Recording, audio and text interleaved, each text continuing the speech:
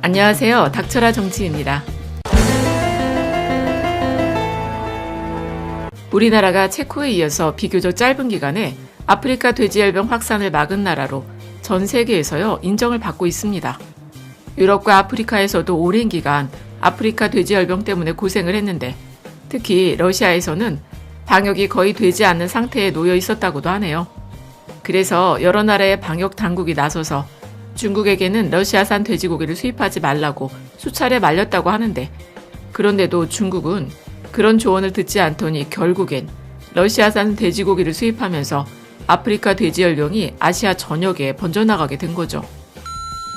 참고로 아프리카 돼지열병은 2017년 6월에 체코에서 처음으로 발병을 했었고 그리고 채 반년이 되지 않는 기간인 2017년 연말에 가서는 무려 202건이나 발생하게 되면서 체코에서는 아주 나라 전체가 비상이 걸렸었다고 합니다.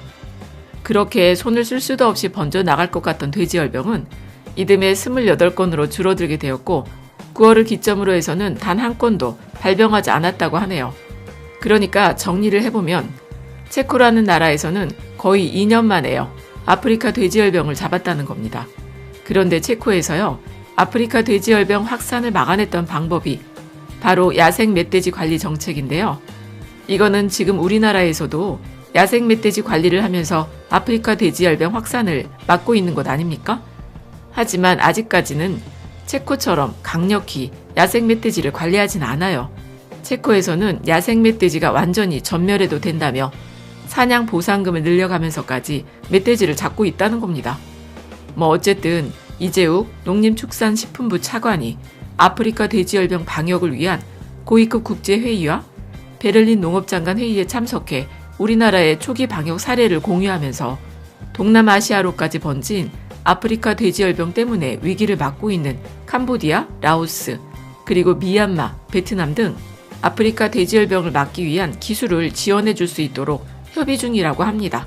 또한 농림축산검역본부에서 발간한 아프리카 돼지열병 관련 자료에 따르면 중국에서는 2018년 8월 이후로 159건의 아프리카 돼지열병이 발생했었고 베트남에서는 2019년 2월 이후로 6,083건, 그리고 캄보디아에서는 2019년 4월 이후로 13건, 라오스에서는 2019년 6월 이후에 94건, 또 미얀마에서는 2019년 8월 이후로 3건이 발생하는 등 중국에서 대규모로 아프리카 돼지열병이 발생한 이후에 주변 국가로 마치 들불이라도 번지듯 아프리카 돼지열병이 번져가고 있어요. 그래서 전문가들 말에 의하면 중국이 아프리카 돼지열병 때문에 발생한 직접 손실액만 따져도 무려 170조 원에 이를 거라고 합니다. 그러니까 직접 손실액만 170조 원 정도가 되니까 여기에 돼지 사료나 요식업 등에서 입은 간접 손실을 따지면 이건 계산하기도 어려울, 상상하지도 못할 엄청난 피해를 봤다는 것이죠.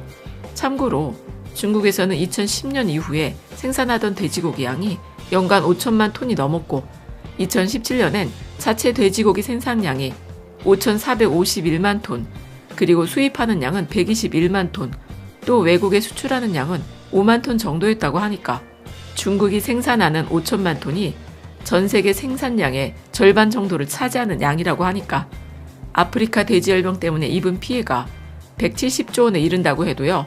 그건 놀랄 일도 아니라는 겁니다. 그래서 작년에 중국의 돼지고기 수입량을 보면은 아프리카 돼지열병 피해가 얼마나 심한지 한눈에 봐도 알 수가 있는데 중국에서 작년 1월부터 9월까지요. 수입한 돼지고기가 133만 톤이라고 하니까 재작년 같은 기간과 비교해보면은 무려 43.6%나 늘어난 수치라고 합니다.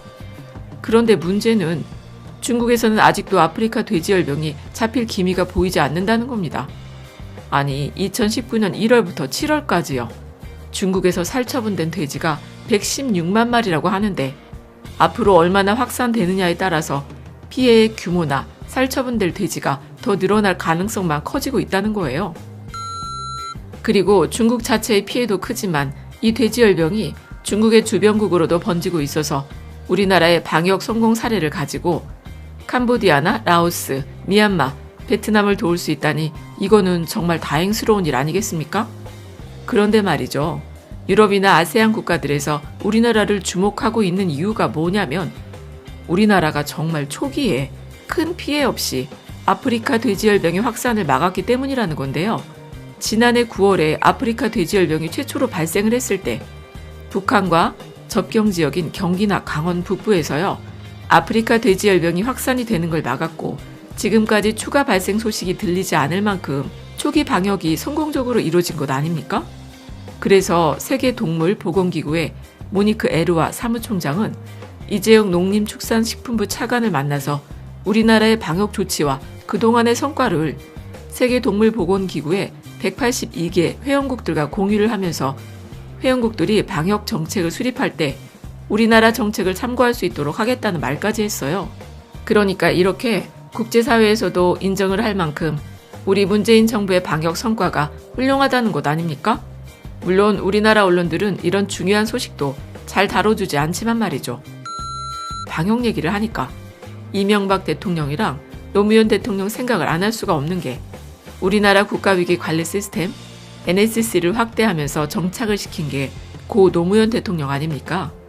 나라에 위기가 발생했을 때 정부에서 아무런 지침이 없으면 그냥 우왕좌왕하다가 위기에 대응해야 할 적절한 시기를 놓칠 수가 있으니 말이죠. 물론 많은 분들이 아시겠지만 고 노무현 대통령께서는 시스템이란 걸 굉장히 중요하게 생각을 하셨죠.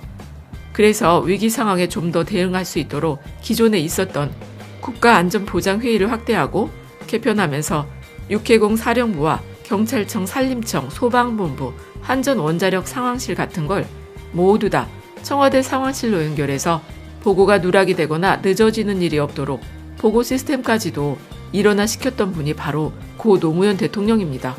그렇게 각종 위기 상황에 대처할 수 있도록 33개 유형의 표준 매뉴얼과 278개의 실무 매뉴얼을 만들어 어떤 상황에서도 대비할 수 있도록 체계를 갖췄고 그래서 그런 조건 아래서 그 무섭다는 사스를 막아낼 수 있었고 그런 시스템을 갖추고 있으니 태양기름 유출 사태도 국민들과 힘을 모아서 조기에 수습할 수 있었던 겁니다.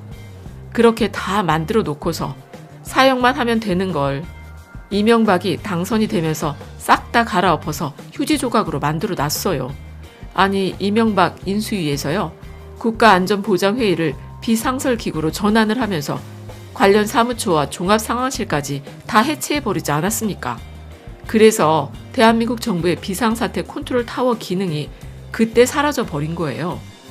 그리고 그 이전에 2000년 김대중 정부 시절에 발생한 구제역 때문에 가축 2200만 마리가 살처분됐는데 한참 뒤인 이명박 집권기에 발생한 구제역 사태 땐 무려 300만 마리가 넘는 가축들이 살처분됐었죠.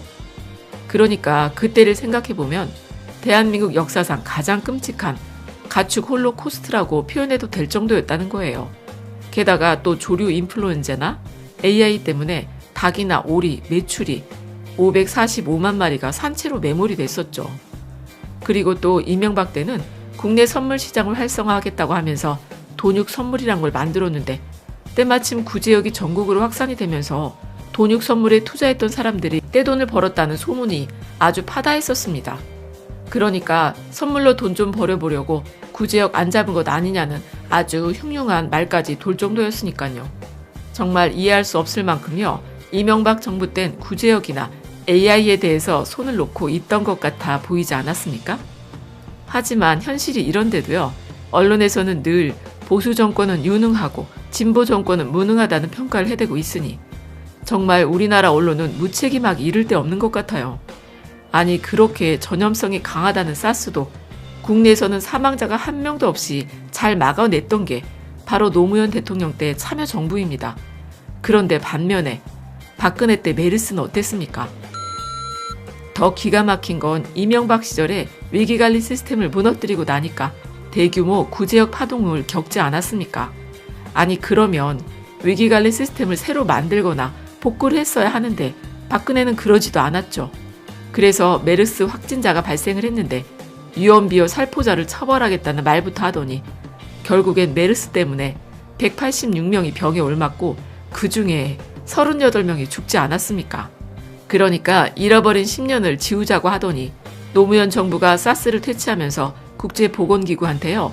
사스 퇴치 우수국으로 지정이 된 지 10년도 안 돼서 최초의 메르스 3차 발병 국가가 되면서 세계적인 메르스 민폐국이 됐었죠. 그런데 여러분, 이거 아십니까? 재작년 2018년에 국내에 메르스 환자가 다시 발생했었다는 사실을 쿠웨이트를 방문했던 60대 남성이 메르스 의심 증상을 보이고 메르스로 확진을 받게 됐는데 제때 격리 치료를 받고서 보건당국이 접촉자들을 모두 다 조사해 그 이후로는 단 한 명도 메르스가 옮지 않았다는 겁니다. 그러니까 마지막으로 우리나라 언론들을 향해서 물어보고 싶네요. 정말 우리나라 언론이 생각하기에 무능한 정부가 어떤 정부입니까? 그럼 끝까지 들어주셔서 감사드리고 좋은 의견 있으시면 댓글로 많이 남겨주세요. 감사합니다.